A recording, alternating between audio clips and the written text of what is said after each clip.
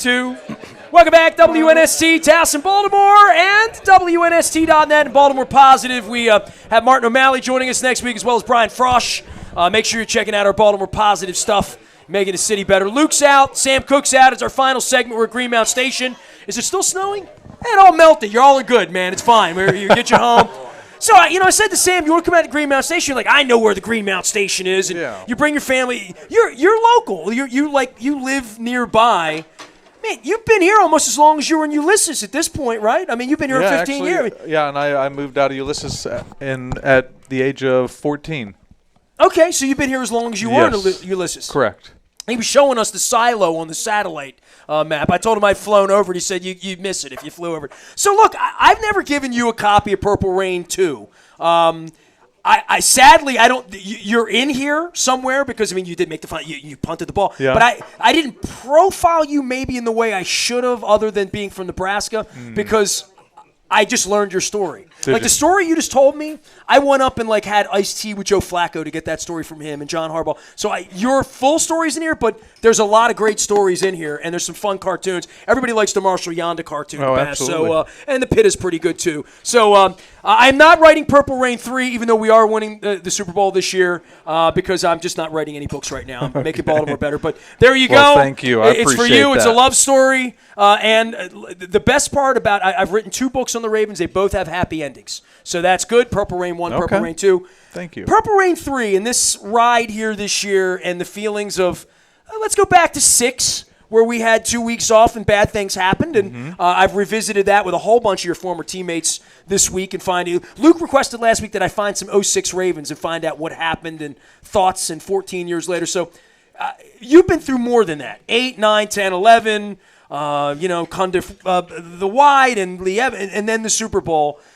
This season for you at 14-2, they're never. You never look in August and say we're going to be 14-2, right? Correct. I mean, does this, dare I say, surprise you to some degree, or must you always be surprised by 14-2?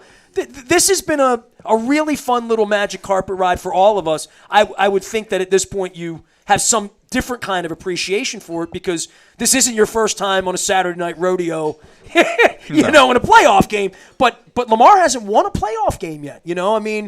You've won a lot, you've lost a lot, right? So Correct, there's a feeling about that. But this team, what makes this team special as you see it?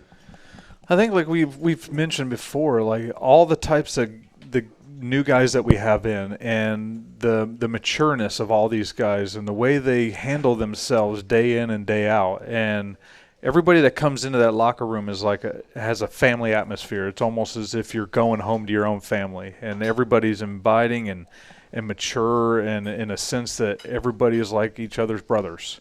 And the atmosphere there is everybody like that team. Yeah. Yes. And, it's one of those things when you build that camaraderie, whether you're older guys with the younger guys, you kind of create that bond, and everybody wants to play for each other, and you see that out there on game day. And I think that's a lot like back in 2012 when we did that, because we had a lot of things that kind of build the camaraderie amongst the team, and we had the cornhole at the time, but now that we have the new locker room, it's so much bigger. What does that mean? A little wolf pack. Yeah, wolf pack. The wolf pack's kind of broken up in the locker room now, right? Well, yeah, we're on 3 opposite sides. Right. Yeah. So, you're talking about cornhole. Cornhole. Yeah. You were crushing people at cornhole, especially you. It was pretty bad. He would be in there any of the media want any of this? No, let's go. This is like Michael Jordan walking away. Yeah, let's not listen to Nestor, but I did not do that. You were really good. You were intimidating with cornhole. You were I not somebody I was going to play cornhole. I was intimidating in cornhole, very, very much so, to the point that I'd have all the rookies come in and take their money. I'd bet them lunch and give them 20 points, and I would win. So everybody thought Steve Smith was stealing the lunch money. It turned out it was you at cornhole. Basically. Cornhole. Yep. Had anybody beat you? Was there ever any? I mean, in the 12 years you did cornhole, was it Catula? Was anybody ever a match? Was ever anybody in there could play with your level? Me and Joe were probably the closest. Yeah. But he's a competitive guy, Joe Flacco. Yeah. But usually I ended up winning. What makes you so good at cornhole? I think it's the punting aspect of it. It's the drop. Yeah, it's the drop. It's the throw. It's the release. But to get back to our original question, How good this What team were we is. even talking about? Right. don't know. well, we were talking about this, you know, We're talking about winning. Nestor's book. We're talking about Purple why Rain. why we're gonna have a parade here 3 weeks from now. Like what makes this team special to get to 14-2 and see this thing through?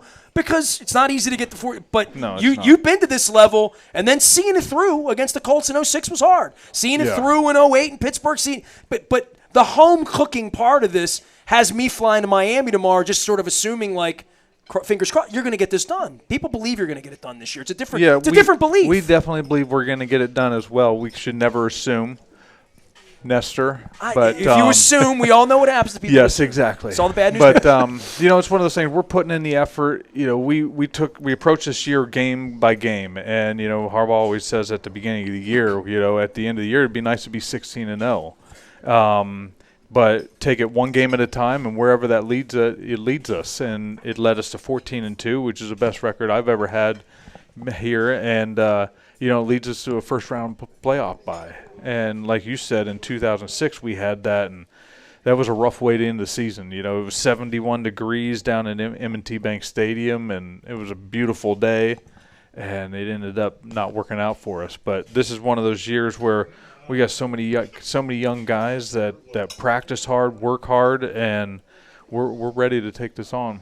Do you appreciate it more now? I mean, you just mentioned 2006. You were a rookie. I mean, that until this season had been the best regular season team the Ravens have ever had. You're probably thinking maybe at that point, this isn't that tough. I mean, it'll be like this every year. But to be in this now, year 14 for you, to be the best team in the NFL record-wise, everyone points to you guys as being the favorite. Do you appreciate that more now as you get later into your career? I mean, I think you appreciate every win that we have. And when you have the team that we have and you see our offense getting wins, you see our defense getting wins, and in those times that our offense and defense isn't, we have our special teams to back them up. And it's one of those things where you have all three aspects of our game is really clicking right now, and they complement each other very well. And you know, we take that highly. You know, we like what the offense is doing and putting up points and doing that, and then it's a joy to watch our defense. And yet, when it's our turn to go out there and perform, we want to put on a show as well and help out the team as much as we can. Has it been fun? I mean, this team's changed quite a bit the last few years. I mean, you just look at the roster turnover, but this is, year 10 with you with Morgan. Correct. Justin Tucker's been with you guys since 2012. Yeah. For you three, and understanding how much turnover there can be at any position, but certainly the specialist positions. I mean, I think the Titans are on kicker number 4 now at this point. You've outlived your coordinator. At this point, Rossberg's calling you. But to have that kind of continuity, just speak to that a little bit as far as how productive you guys are, but also just enjoying the fact that, okay, other aspects of this team have changed. Other guys that you've played with a long time have moved on, but it's still you three guys and having a pretty good production right there. Yeah, I think one thing for us three is we come in and we go to work every day. We want to go out there. We want to be the best, whether it be at practice or on the playing field.